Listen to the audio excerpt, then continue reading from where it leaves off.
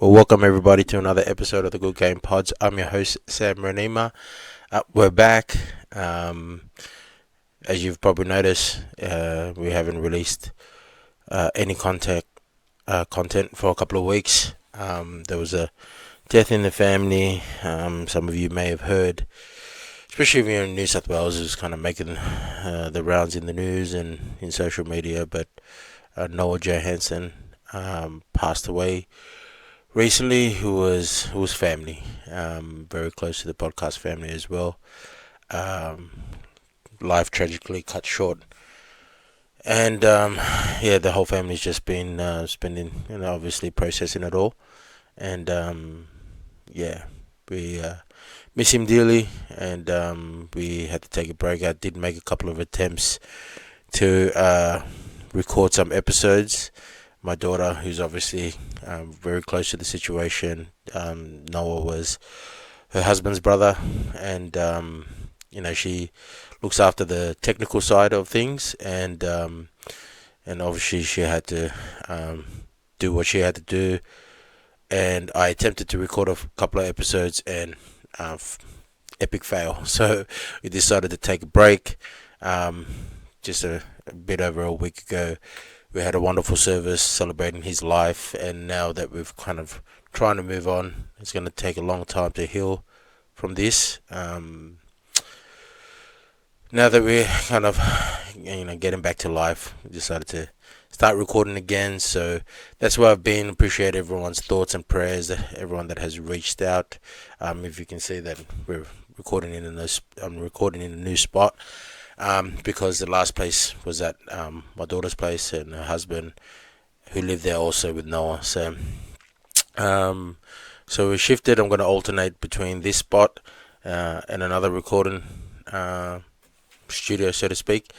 And yeah, so thanks for everyone's patience. Appreciate everyone's support during this difficult time. And there's a lot to catch up on in the footy. So without much further ado, let's kick this thing off.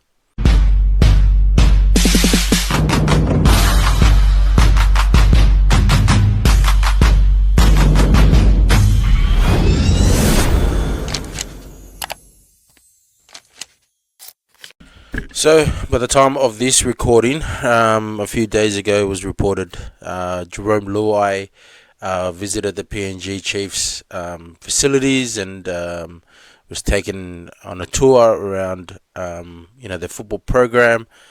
And by the time I record this, he's already announced that he is signed with the PNG Chiefs from 2028 onwards. There was obviously a few clauses in Luai's contract which allowed him to kind of evaluate and take up 1 year options, and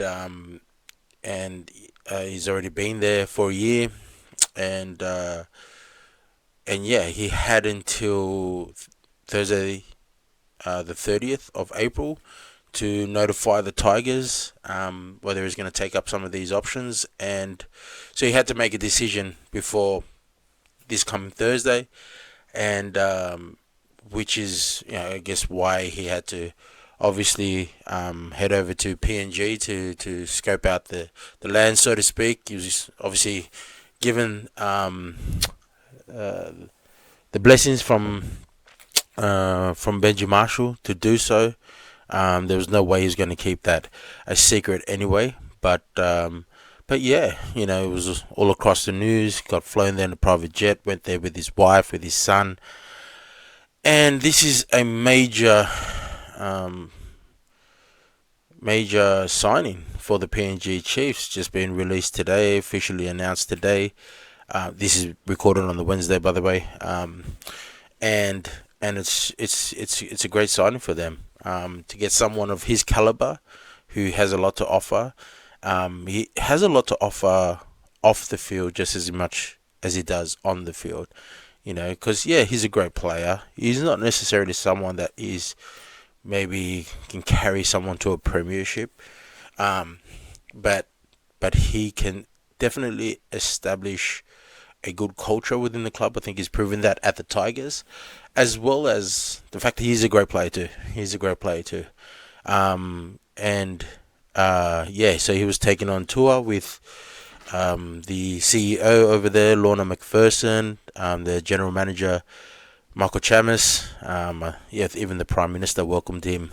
James Marape, I think it was, and yeah, it was, obviously they rolled out the red carpet for him, but a lot of people are concerned because the PNG Chiefs are offering tax-free incentive for a lot of the players. So I think essentially, if he was to sign a $1.2 million deal in Australia, that would be worth $2 to $2.2 million contract. When you factor in after tax and all of that.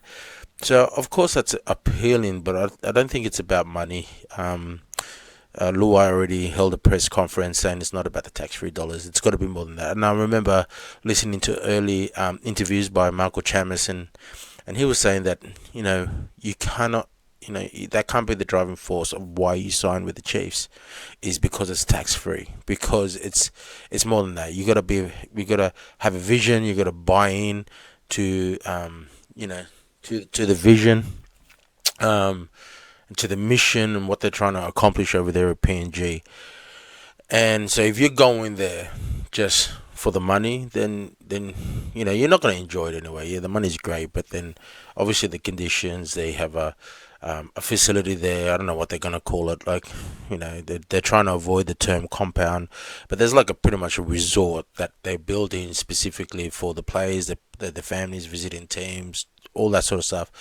So you can't be driven just by money. And just from hearing him speak today for the first time, it's obvious he's not going there just for the money. But the sport over there can change the lives of a lot of the people. They want to. I was listening to an interview earlier from Lorna McPherson, who's the CEO, saying she's worked over there for many years, got a background working for Digicel phone network provider, and it's just there has a knock-on effect. I think I remember hearing her say something like 65% of the population cannot read or write, and if they can use these programs as an incentive for kids to stay in school, then the country will benefit. So look, I've got to take my hat off to Michael Chamis. Michael Chamis was one of, if not the leading journalist, before he decided to walk away from all of that and take up an opportunity at the Chiefs as the general manager. No background in, I guess, the administration side of the sport, yet he's proving to be a very smooth operator already. This was a very strategic signing because, rather than them trying to pursue, you have a top 30 NRL squad, and rather than them trying to kind of do all the recruitment and sign 30 individual players, sometimes when you're strategic about who you sign, they can attract other players, which is what the Perth Bears are struggling with, to sign that marquee player. Kind of what the Dolphins struggled with at the beginning, to sign that marquee player. But PNG, to get their, this is kind of the first attempt, I think, reported, to sign a marquee player and to secure that signature straight away, shows that they mean business.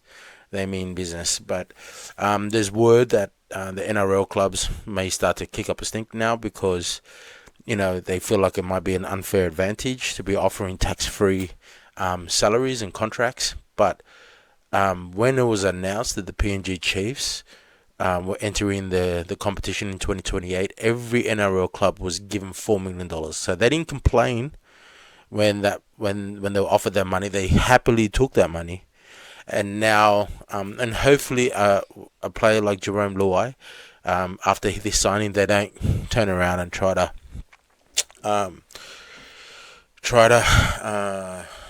cry about the situation, so to speak. But they knew this was a possibility, and now it's all happening. So, look, I gotta respect Jarome Luai for this.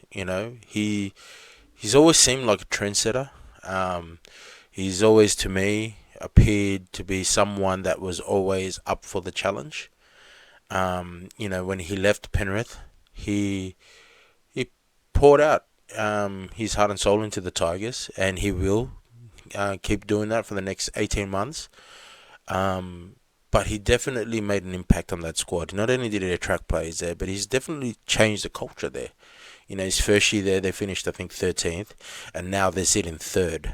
So he's proven to be able to, set standards and keep people accountable. And it's just, and I'm looking forward to actually seeing what he's doing, what he's going to do in the Chiefs. And mind you, by the time 2028 rolls around, and he moves over there, he'll be 31 at the time. So he might have like another 3 or 4 good years in him.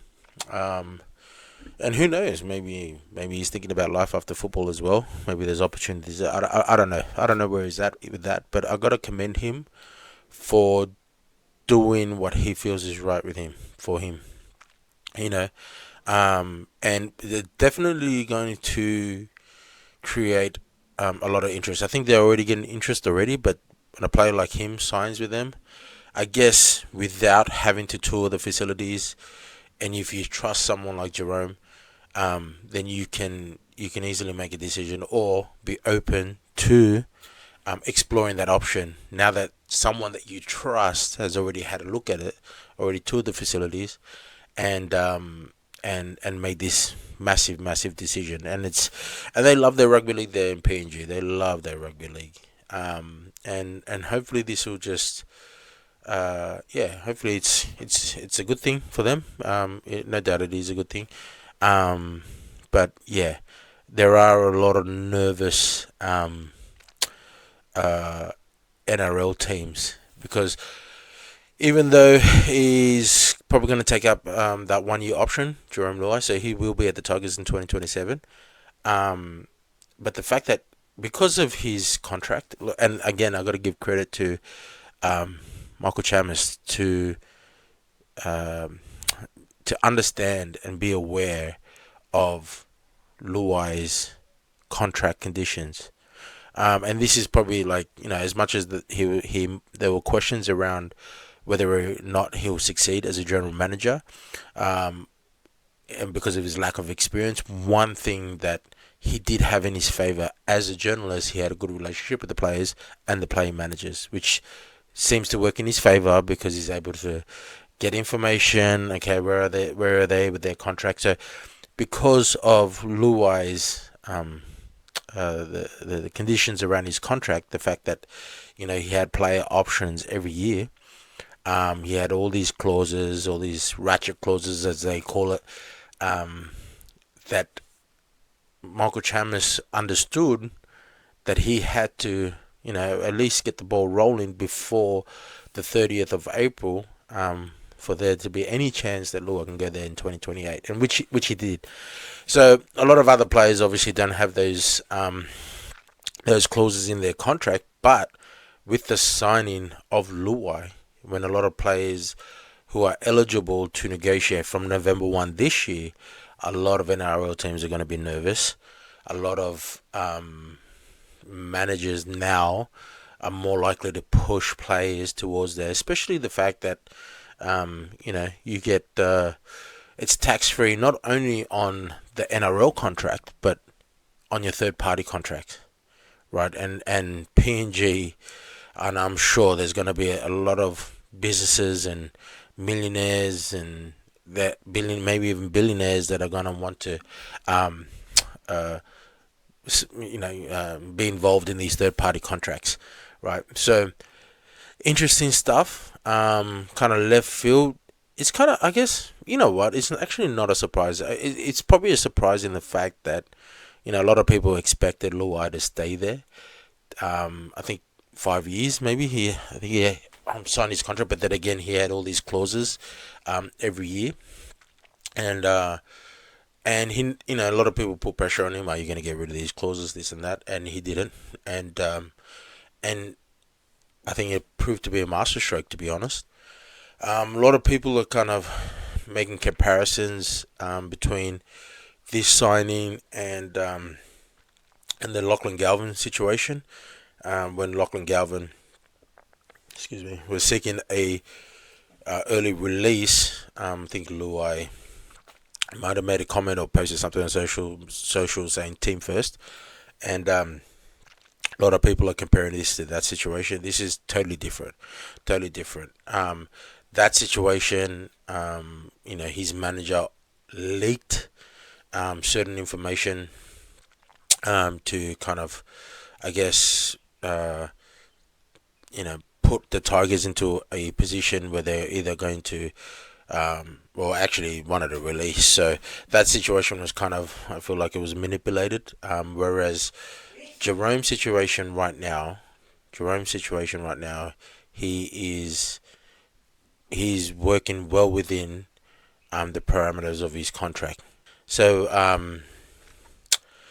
so that's where he's at. It's going to be interesting to see the players that he's able to convince to come over or encourage to come over. They a lot of these talk shows, this NRL 360, I think, put up a whole list of all these Penrith players, all these Tigers players. I don't. Yeah, right. I don't think he's gonna absolutely gut the Tigers or gut Penrith and all that sort of stuff, because people gotta still wanna move over there, right? But it's he because and plus I don't think the PNG Chiefs are gonna struggle attracting players from other clubs anyway. They don't want to get all their players just from two NRL clubs. But I don't think they're gonna struggle, especially with signing Luai. I think that a lot of people are gonna be open to potentially moving over there. And not only just your big marquee players, like your mid-range, your 300 to 600,000 or 300 to $500,000 contracts, like that'll be very appealing for those people. So those players. So yeah, big news to come out of there. I definitely think that if you're gonna sign one marquee player who can really make a difference on and off the field, I think Jarome Luai is probably the best person you could have gone after, the best athlete you could have gone after. So that's really, really, really interesting development. I think Alex Johnston's manager kind of tried to get it out there that he already signed with PNG, because I think he wanted to take he wanted AJ to be, there's a lot of talk about him going there. He's already been open with his desire to go to and play in the PNG Chiefs, and I think is going to sign a 1 year contract there. He'll be 33 by the time 2028 rolls around. And so his manager tried to get out there and try to put it out there that he was the first actual player signed, and the PNG Chiefs weren't too happy about that. But definitely they're your first two most likely signings. Well, Jarome Luai for sure. Nothing's been confirmed with AJ yet. But but that's a pretty good start. Pretty good start. Just imagine Jarome Luai on that left side feeding AJ all day. AJ's pretty blessed to have played outside some amazing playmakers. So yeah, that's going to be interesting. I think the dominoes are going to fall. Wait till November 1 this year, and you're probably going to see a floodgate of signings. But yeah, that's an interesting development. I know a lot of you Tigers fans might be disappointed right now. But Luai's been injured here and there during this season, last season, and you performed well.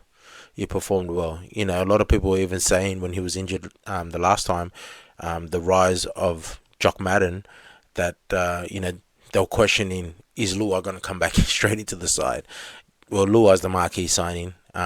He's the multi-million-dollar man. So of course you're going to bring him back in, and then but you've got someone like Jock Madden riding, sitting, waiting in the background, waiting in the wings, and obviously we see how good Adam Dewey is doing. Maybe Dewey can shift to 5'8", and then Jock Madden takes that halfback position. But either way, I think you're not going to be worse off. I think you should just appreciate the time that Jarome Luai has spent over there. Created a winning culture, that's for sure. Because I think before he came, he won 3 wooden spoons in a row. And so he came over there. Every year you've gone better since he's been there. And who knows, in the next 18 months, you could walk away with a ring, with a premiership. So, yeah, that's kind of, like you don't know what can happen. The boys might lift in the next 18 months for him, send him out a winner. Just appreciate the time that he's been there. I think he's left the club in a better place. And you got some, you still got, Latu Fanu, coming up. So you got halves coming through. All right. Again, by the 2028 comes, he'll be 31. So, I think this is great for PNG Chiefs. It's extra motivation for the Tigers and giving up opportunity for another younger half to come through or again, because he's moving on. Maybe you'll be able to offer Jarome Buller a little bit more money. You're gonna have to upgrade Samuel Olafinu as well. There's some players that you're gonna have to upgrade if you want to keep them, and maybe this will free that up. Especially Jarome Buller, you can maybe again upgrade his contract. And he could be a $1.1 million player. So that was interesting to develop. Good on you, Jarome, bro. All the best over there. I know you're gonna kill it. I know the fans over there are gonna love you. We already saw some footage of that when you stepped out into a game. So it's gonna be good. They're definitely. I think they're gonna be in a better position than the Perth Bears, because the Perth Bears might have only 18 players signed, and I don't think they got any marquee signings yet. So we'll see how that goes. But PNG may be a force off the bat straight away. Kickoff 2028. So we'll see how that goes. All right. Like I said, it's been a few weeks since I've recorded an episode. A lot has happened within the coaching merry-go-round. Obviously, Foreign took over from Seabold. And to see Manny's improvement, I'll probably touch on it again when I do a quick review of last week's games. But yeah, Foreign seems to have this team just playing to their strengths, and also it looks like he's simplified everyone's game. They all seem to play more direct, and they all are very clear on what their roles are. Hasn't overcomplicated it. And yeah, it's like some of these players are having their best years. This is probably the best and most consistent I've seen Luke Brooks play. So they've won, I think, 4 games now in a row. So he's got 100% winning percentage after 4 games.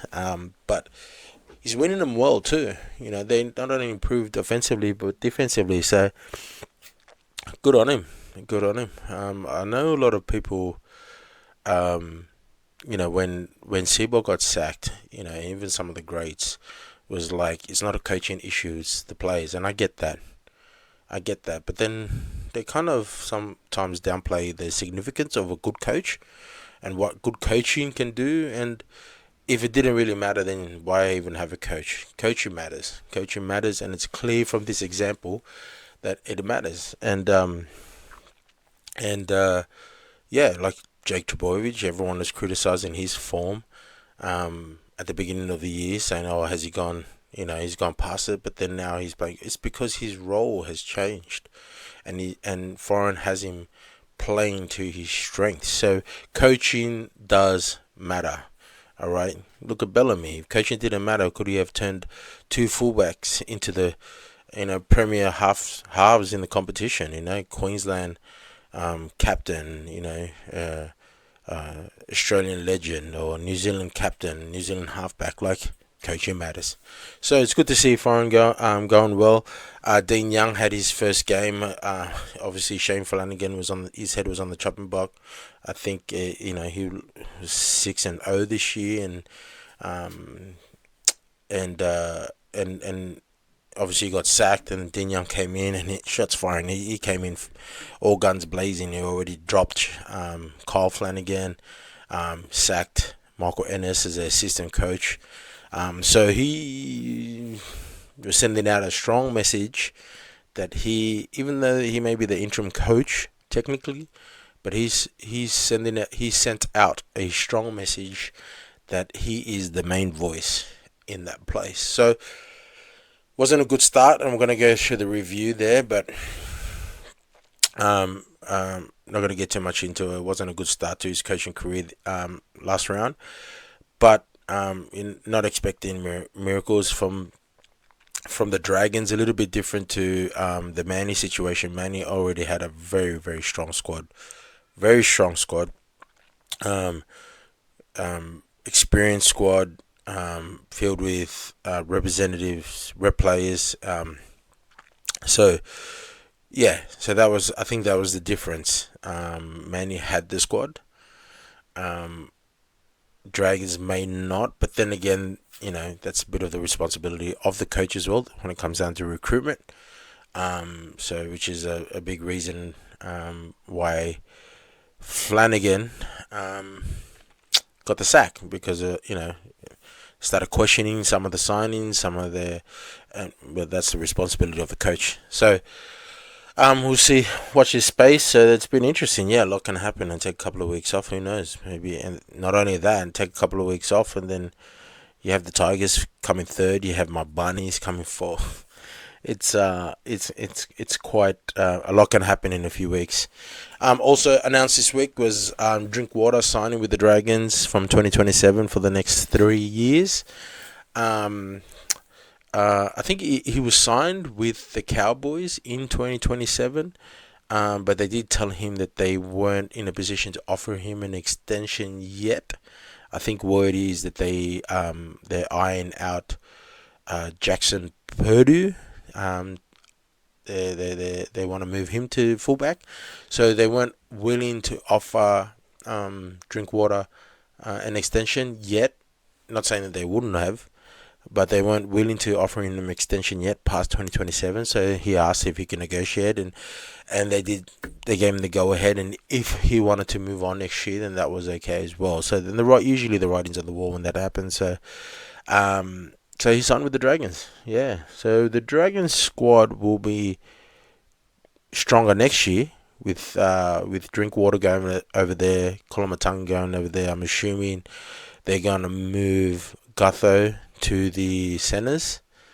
And then we'll just see who else they can sign for next year or the year after, and I guess with all the questions people had over Dean Young signing with the Dragons, he was an assistant at the Cowboys, so he had a relationship with Drinkwater. So that's probably the main reason why Drinkwater signed with the Dragons. So in saying that, it's going to be interesting if Young doesn't get the gig, and but we'll see. We'll see how it goes. I don't think if Dragons go poorly, that's a fair indication of whether or not he's a good coach. He's highly regarded within the coaching circles. So I wouldn't, because if he was to take that job, he's got to do a lot of work to that roster. So we'll see. Watch that space. But Drinkwater, he's playing great footy. Great for all the super coaches that have him in his team. And the team is quite. Oh well, the last couple of games he didn't have a good start to the year, but the last couple of games he's been killing it. So we'll see. The Dragons, Kolomatangi, Drinkwater going there automatically strengthens their side. And we'll see how they go. So a lot can happen in a week of rugby league. Cool. So just going through last week's games. First game of the round. West Tigers 33 defeated the Canberra Raiders 14. The Tigers looked good last week. I guess there's been a lot of hype around them. Well, it's not really hype. They're playing well. when I guess there was a hiccup the week before against the Bronx when they lost by 1 point, and at Campbelltown, but they lost by 1 point to the Premiers. Albeit they didn't have a few injuries, but still, it gives you an indication that they're not getting flogged. They're competing. And I think that loss to the Broncos last week came down to just some poor game management towards the end of the game. Adam Reynolds kicks a field goal with 9 minutes left on the clock. To go up by one. A lot of teams, inexperienced teams, try to kick the field goal with 10 seconds to go. But why not take it while it's there? I think it. So that probably let them down, which is probably why Dewey took a field goal. I think with probably the same 10 minutes to go in the game. So that's probably what let them down last week. But but this week, I think Coruscant suspended for 3 weeks for hip drop tackle on Noel Martin. And that's pretty much where Canberra Raiders scored at 14 points while he was off the field. But other than that, the West Tigers were pretty dominant. Canberra compete. Canberra compete. You can't, even when they're losing, they're competing. But the Tigers, they look good. They look good, and a lot of people, I guess, when Luai got injured and Jock Madden came in, they were doing really well, and then when Luai came back from injuries, they lost a few games, but I think that they're getting into a rhythm now. Him and Dewey played great. There's a lot of chat about him possibly playing Origin. I don't know about that. We'll see. He's definitely probably the most versatile player that you could pick. Could cover halfback, 5'8", center, possibly fullback and back row. So it just depends on whether they want to take the risk, carry him on a 19-man bench, whether he plays or not. You never know. Matt Burton might get that position, but I definitely think Adam Dewey's playing better than Burton. Adam Dewey, yeah, he's playing better than Burton, and so I don't know. Like, if you're gonna take a versatile player and put him on the 19-man bench, and I think he'll step up. He just seems like that type of player that would just thrive in that atmosphere, And I don't know, we're always talking about incumbents, and probably next week we'll start talking about Origin, more about Origin. But it's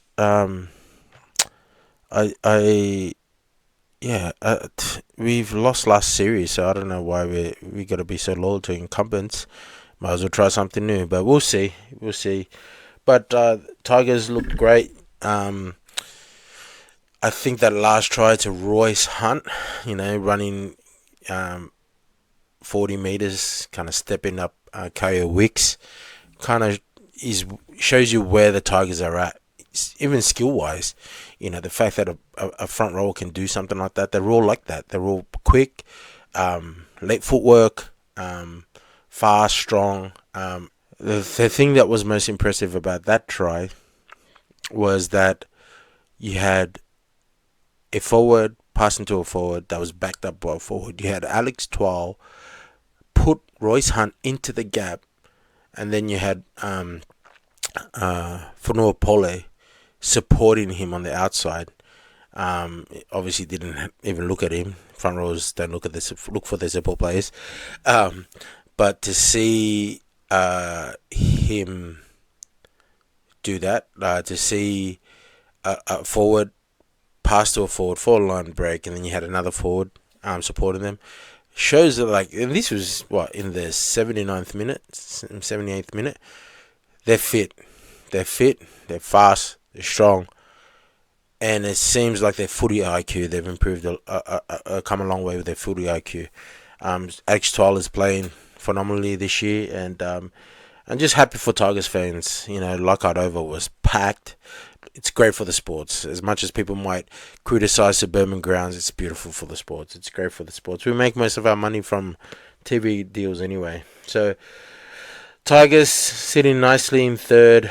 They're looking good. North Queensland Cowboys 46 defeated probably one of the most inconsistent teams in the competition. Cronulla Sharks 34. This was a very high scoring game, kind of tit for tat. Cowboys got out to kind of a convincing lead before the Sharks tried to claw their way back, but it's both these teams are actually quite inconsistent, to be honest. But again, fast flowing game. Yeah, Cronulla a little bit disappointed. Every year I think everyone thinks that this is going to be the year where they're going to improve. But unfortunately, yeah, it wasn't meant to be. I don't know if I can't get a read on these two. Honestly, I don't know if 1 week you think they can finish top 8, 1 week you think they can finish top 4, and then next week you think, oh, they're going to get the wooden spoon. Maybe not that bad, but still, it's there was a few high scoring games actually this round, but it was good to watch. It's good to watch if you like those kind of. Because it's becoming some games are becoming a little bit like touch footy, like that kind of dump and run and the next player coming through. But yeah, it's hard for me to get a read on them. Cronulla usually don't really travel that well either, and these are probably the two most. Yeah, I would say two most inconsistent. There's a lot of inconsistent. Well, are they inconsistent? This is the question. Are these teams being inconsistent, or is this competition just like anyone can win in any given week? Like I won't get too far ahead with the doggies. I'll make a comment on them when we get around to them. But yeah, high scoring game again. The Broncos beating the doggies, which is good segue into that. Broncos beat the doggies 32-12.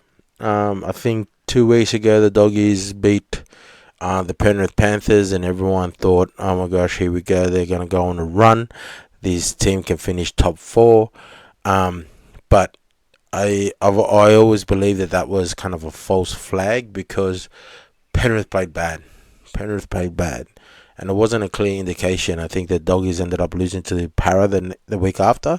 And then now the Broncos are a severely decimated Broncos team.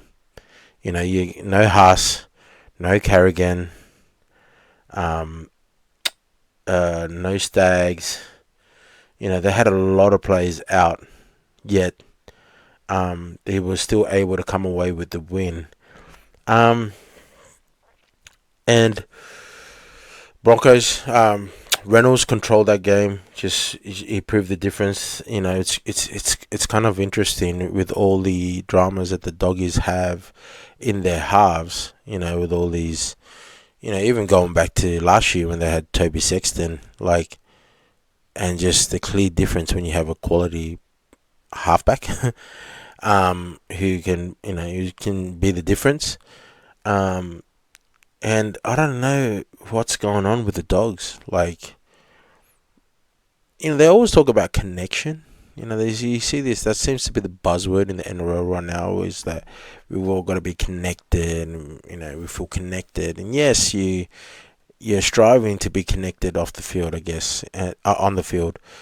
But I think a lot of the decisions that the Bulldogs have made in the last year has made them feel disconnected. It's kind of an interesting, I don't know, it's how I've always seen it or looked at it, I guess, is that, I hear that Phil Gould talks a lot about AI, and I have a feeling, I don't know what their processes are, their systems are, but I wouldn't put it past him if they use a lot of AI and data and stats and crunching the numbers to try to figure out what it takes. Kind of that Moneyball kind of system where they tried to figure out, what stats and what the players, what output they need in order for us to be able to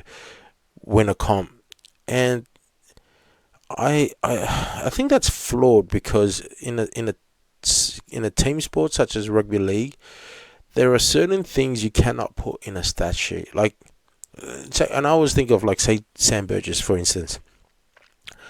Sam Burgess might put on a shot, right? Um, and that one tackle, that one big hit, just motivates the whole team. Next thing you know, they're just smashing every bloke, every tackle for that set, right? And you might only make 20 meters. Your team might only make 20 meters in that set. That tackle that Sam Burgess makes will only be recorded as one tackle, right? Because how do you quantify the motivation and the energy that one tackle created, right? And and that's where I think is the downfall with just looking at stats. Is, again, like, you look at Jarome Luai. Like, I haven't looked into his stats. Like, compared to other halves, his stats may not be as attractive as other halves, but it's what he offers, his energy offers on the field, in training, off the field. That stuff can't be quantified. So I think I don't know how they're doing their recruitment or how they're figuring all this stuff out, but I think that is flawed. Like, for instance, last year, I think they were coming first or second, right? When all this drama kind of came out about Lachlan Galvin, and they had Toby Sexton, and I know one of the stats was like, he hasn't made a line break, or he hasn't scored a try, or there was no line break assist, all that sort of stuff. But there's a thing in the NBA that they don't officially put on a stat sheet. It's not, they always count the assists, right? And they put that in the stat sheet. So if I pass it to someone, they score, that's an assist for me. But and so LeBron James is not only the highest point scorer, but I think he's like fourth all-time list in assists. But then there's also, like, the pass before the assist. You know what I mean? So I pass it to this person who's in a position to give the assist, and that pass, that second last pass, is just as important. And maybe that was stuff that Toby Sexton was doing that led up to certain. Because how do you, if as a half, if your stats are that bad, how do you still finish second? How are you still coming second? Right? How are you still coming first? Like, there must be something else of your game that you're contributing that is affecting the success of the team, that obviously can't be put in this. You must have been doing something right in other areas that maybe the data wasn't capturing. So I don't know. That's just what I'm thinking. I think, dropping Bronson Sherry again. Obviously, he was close to Jack and Kiraz and Haywood, and this stuff affects the players. They love playing with their mates, and then you're talking about connection, and then you make decisions to make the team feel disconnected. I think it's counterproductive. But anyway, what do I know? I'm just a podcaster, I guess. But yeah, Broncos were just as impressive with all the injuries that they had. They just seem to be lifting, and it's like they have different injuries. I mean, different players are injured at different times of the year, and they just kind of just seem to work it all out. So, good on you, Broncos. And I'm only saying that. I'm not saying that because you're a Queensland team. I'm saying that because my man Reynolds is at halfback. Roosters smashed the Dragons on Anzac Day, 62-16. Kind of feel sorry for the Dragons. They I think people were kind of expecting sometimes there was an unrealistic expectation. Just when you saw the success at Manly and you see that um, the changing of the coach, when Foz took over there, that they had success. That I think some people there was an unrealistic expectation that some people thought that Dean Young was going to have the same effect on these Dragons players, especially when he came in so strong, dropped Kyle Flanagan, gave Cade Reid his debut. Um, a lot of people expected there to be immediate success, and unfortunately they were brought down back down to reality. The Roosters were hot though; they were on fire. They was not only scoring tries at will, but they were scoring a lot of long range tries. Um, and you know what? To be honest, in the last couple of years, the Dragons have been towed up on Anzac Day. So some people are even calling that they don't deserve the Anzac Day clash. It should be given to another team where you're going to get a more competitive game. There's going to be more of a contest. I don't necessarily know about that. I think the Dragons will come back. They got a lot of juniors coming through. You got Drinkwater and Kolomatangi coming next year. And I think there was a lot of positive signs with Cade Reid's debut. He reminds me. He reminds me. He reminds me a bit of like Stephen Larkham actually in Union. His passes remind me more of a Union player's passes. They're so crisp, sharp. They're like darts. But yeah, he was kind of exposed a little bit in defense, which is quite natural. They would have targeted him. He's not that big yet. He could definitely fill out. So I thought there was a lot of promising signs from him, and I think they'll only get better. You've got some really talented juniors coming through. Couchman brothers, Dylan Egan. You got Hamish Stewart over there. You got Halanganu in the back row. So you got a lot of quality players coming through, and juniors, and obviously Cade Reid there, Tyrell Sloan at fullback, and hopefully Dean Young can get the best out of him. So you got a lot of players coming through. But yeah, it kind of felt sorry. It almost felt like the Roosters could put on 100 points, to be honest. But yeah, well, hopefully they can get their act together, because it is a bit disappointing to have that. The Anzac Day, a lot of people have said, a lot of ex-players have said that they believe that it's the biggest game, the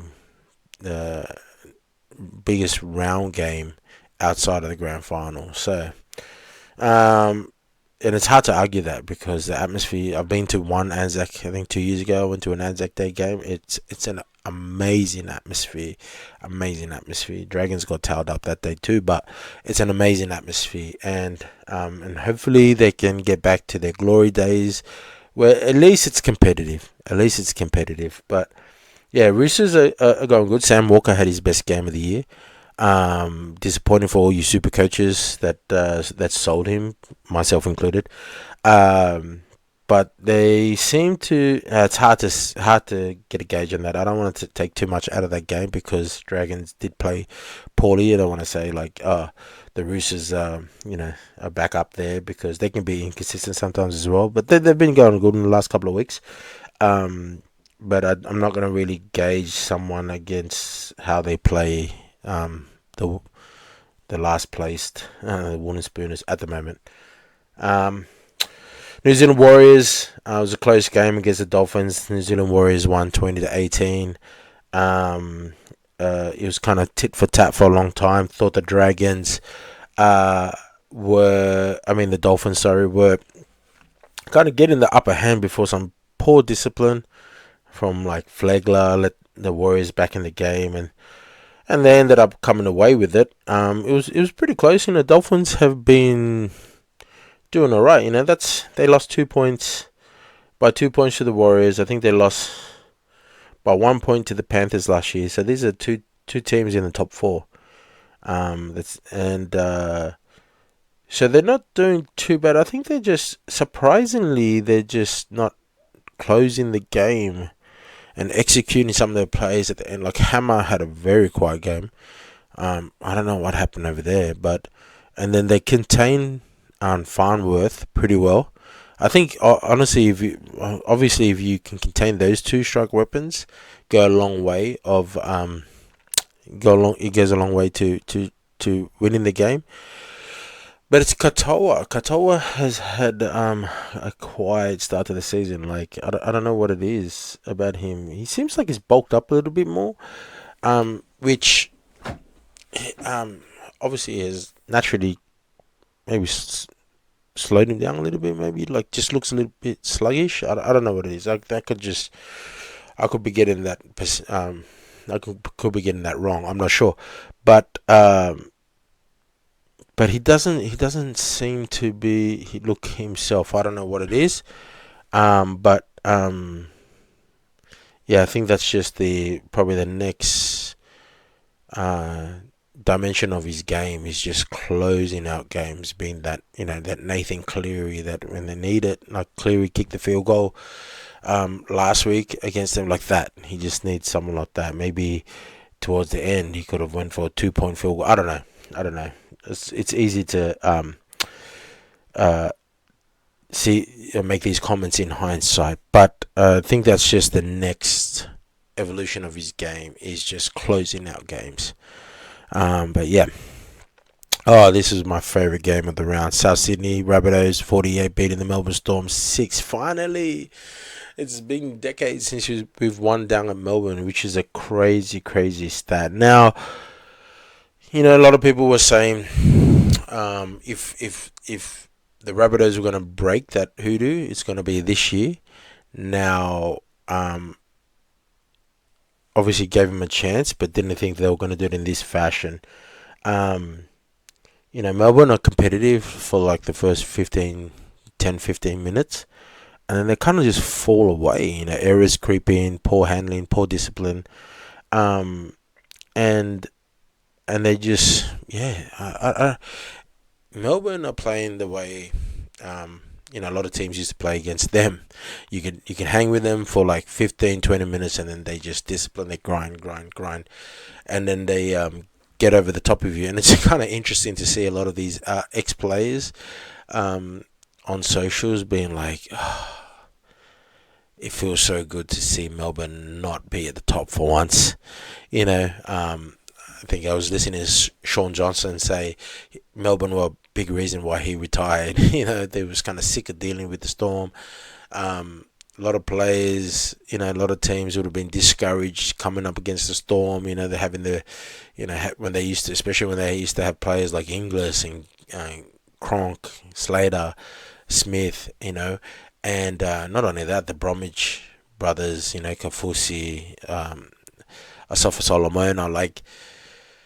Yeah, Melbourne used to strike fear into the hearts of teams, leading up to their games, and now they've kind of lost a little bit of that fear factor, that aura that they used to have, and teams aren't scared to go down to Amy Park anymore. And so it was really encouraging not only to see Souths beat that drought. But the fashion that they've done it, 48-6, could have easily been, I think Latrell Mitchell missed 4 or 5 kicks. They could have easily been, high 50s, could have possibly been in the 60s. But, yeah, I don't know what's going on with Melbourne, Shout out to my man Jarome, who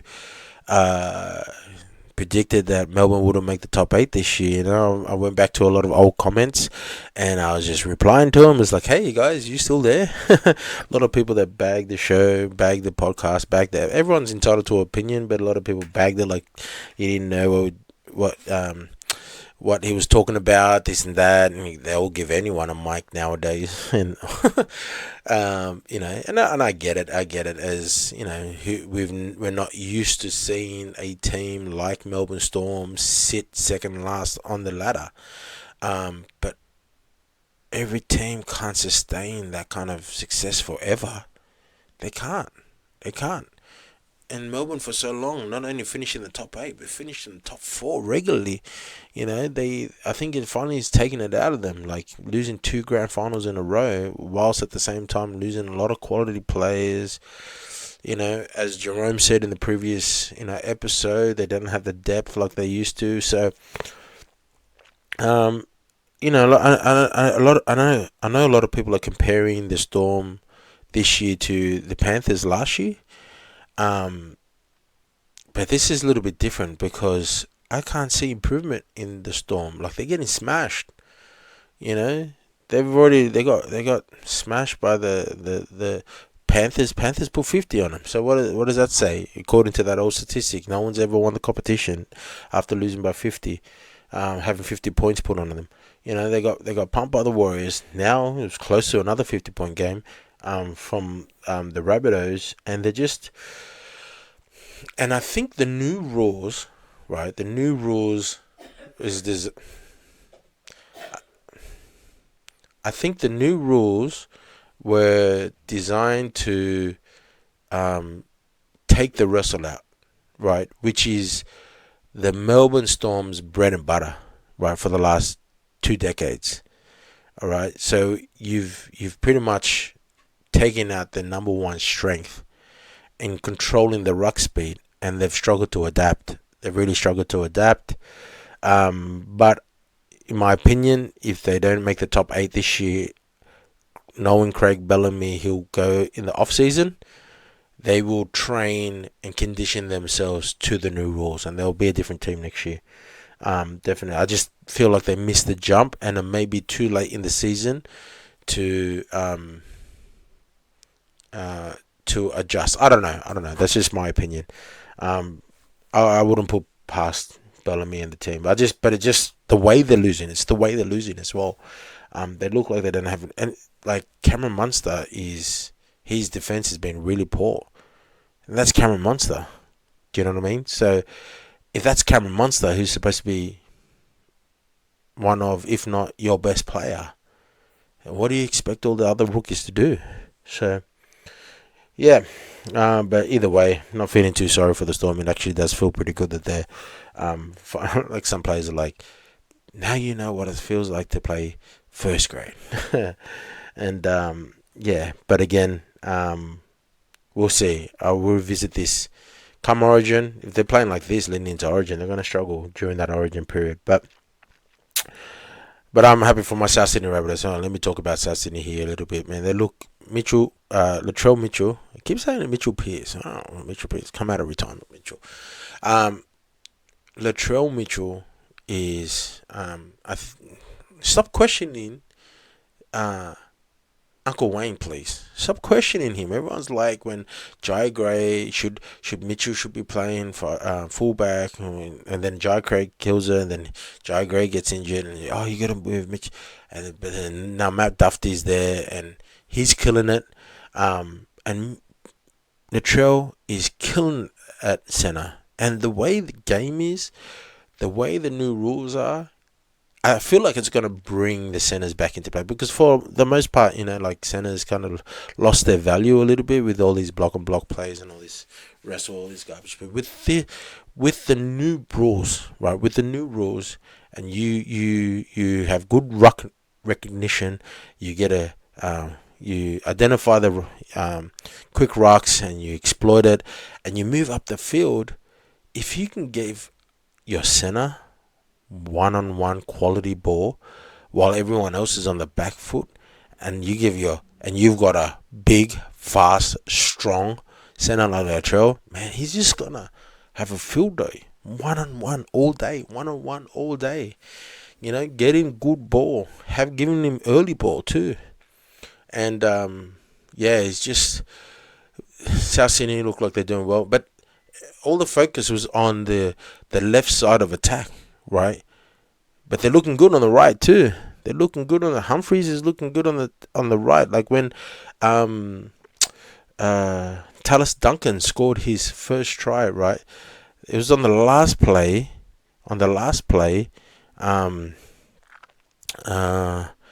they were going to go. I can't remember who made the. Oh, that was the one where Cameron Murray passed inside to Kolomatangi. Kolomatangi went up the field, and there was the last play, and you had Cody Walker on the left, right? Last play, Bronson Garlick at hooker, at dummy half, acting half.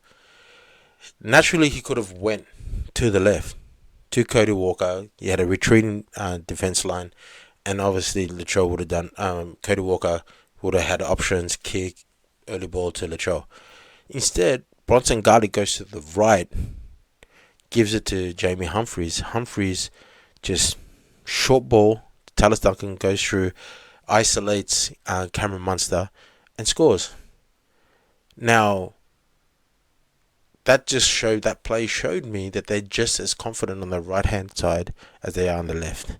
Right, you got Campbell Graham, you got Jack Wyden, Jamie Humphries, and you got Tallis Duncan now, who's, man, there's a lot of Origin chat about him as well. So it's interesting to see the development on their right side. So very happy for South. Looking forward to,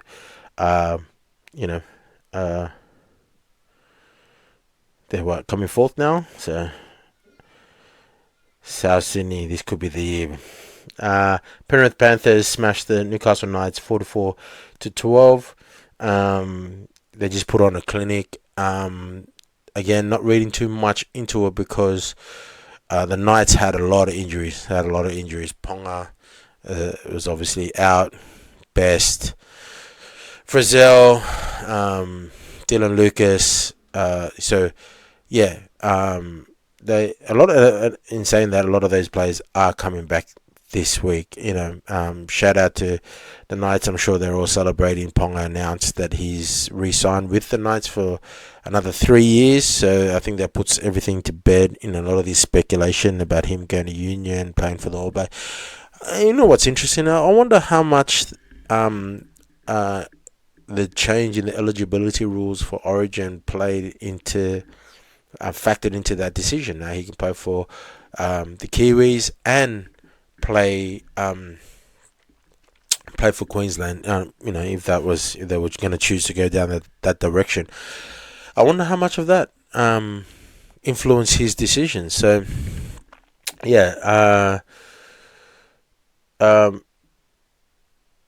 great for Newcastle. Obviously, that is not the result that they wanted but again, Penrith were coming off a loss to the Bulldogs, a 1-point win against the Dolphins. So obviously they wouldn't have been happy with their form in recent weeks and would have came out to prove a point. But they were doing it against a depleted Knights team. Whether or not if they had all these plays, the Knights would have won anyway. But I think they would have been a lot more competitive. Because I think only a few weeks ago they were coming third or coming second. But yeah, we'll have to see. This again, this competition is just, there's no, a few weeks ago we were all saying that Penrith can go through the competition undefeated, and then they lost to the Doggers and just beat Dolphins by 1 point. You know what I mean? So, who knows what can happen? It's going to be. I'm excited to see the bounce back from the Knights this week, with all those injured players coming back. And, Penrith look good, though. Penrith always look good. Manly Sea Eagles defeated Parramatta Eels 33-18. This game was much closer than what the scoreline suggests. But Manly did make a lot of line breaks. I feel sorry for Joash Papali, who had to do a lot of cover tackles. Missed a few. Made more though. The score could have easily, with all those line breaks, if he didn't make some of those tackles in the back there, the score could have been like 60, 70. But Manly looking great. Again, coaching does matter. I don't care what they say. Yes, I get it. The coach isn't out there knocking the ball on and doing all that sorts of stuff and giving away penalties. I get that. But I do believe coaching matters with strategy. on the field strategy, and not even that, even positional changes, like maybe Seabold would have put Lehigh Hapawadi at fullback when Turbo got injured, which I wouldn't say wouldn't make a difference, but it's just maybe different styles, um, means different results. I don't know. I don't know. One thing is for sure is Kieran Foran has this presence about him, this aura about him. He just seems like the top. You have leaders, and then you have leaders of men. You have voices like I know a lot of people question Kieran Foran, and his inexperience as a coach, right? But if Cameron Smith decided to coach the year after he retired, I don't think anyone would have said anything. No one would have said anything, because Cameron Smith demanded that kind of respect, and everyone knew his football IQ, his knowledge of the game.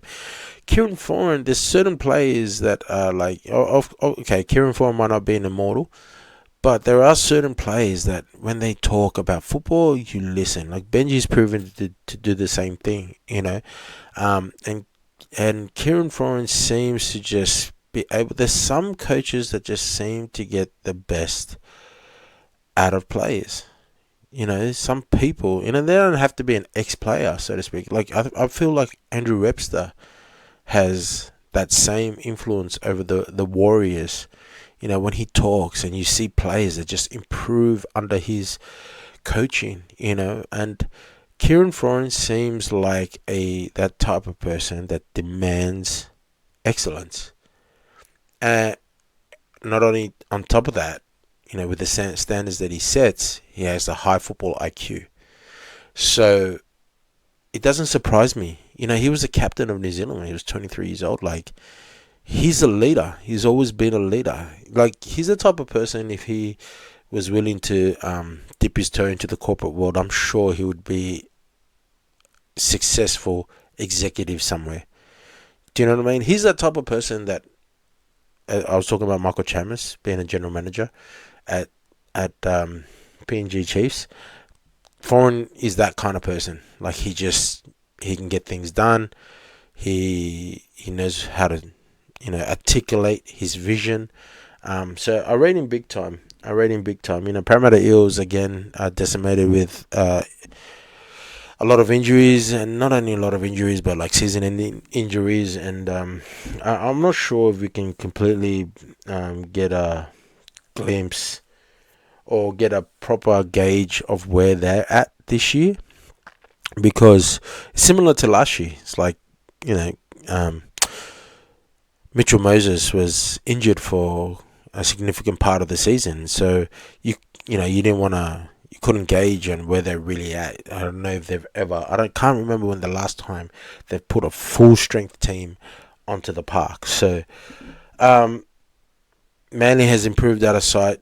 I think a large part of it is the coaching. A lot of people say it's not. It's the players. But besides that one good year that Seabold had at Rabbitohs, his tenure at the Broncos wasn't successful.